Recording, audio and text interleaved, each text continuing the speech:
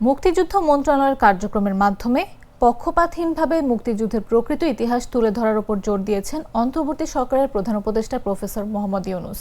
সোমবার বিকেলে রাষ্ট্র অতিথি ভবন যমুনায় অনুষ্ঠিত এক বৈঠকে তিনি এ বিষয়ে গুরুত্ব আরোপ করেন। বৈঠকে মুক্তিযুদ্ধ বিষয়ক উপদেষ্টা ফারুকী আজম, প্রধান উপদেষ্টার মুখ্য সচিব সিরাজউদ্দিন মিয়া সহ মুক্তিযুদ্ধ মন্ত্রণালয়ের অন্যান্য কর্মকর্তা উপস্থিত ছিলেন। মুক্তিযোদ্ধা কল্যাণ ট্রাস্টের অধীনে থাকা সম্পত্তি কিভাবে সদ্ব্যবহার করা যায় এবং ট্রাস্টের সক্ষমতা বৃদ্ধিতে কাজে লাগানো যায় সে বিষয়টি নিরূপণের জন্য দ্রুত একজন পরামর্শক নিয়োগ এবং পরবর্তী একটি কমিটি গঠনের নির্দেশ দিয়েছেন প্রধান উপদেষ্টা। আগামী দিনে মুক্তিযুদ্ধ মন্ত্রণালয়ের সব প্রকল্পের মধ্য দিয়ে যেন মুক্তিযুদ্ধের প্রকৃত ইতিহাস উঠে আসে সে ব্যাপারে সংশ্লিষ্টদের সবাইকে কাজ করার পরামর্শ দিয়েছেন প্রধান উপদেষ্টা।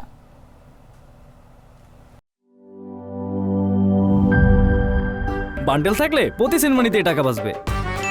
বিকাশ সেনমানি বান্ডেল কিনে জিতুন প্রতি লেনদেনে।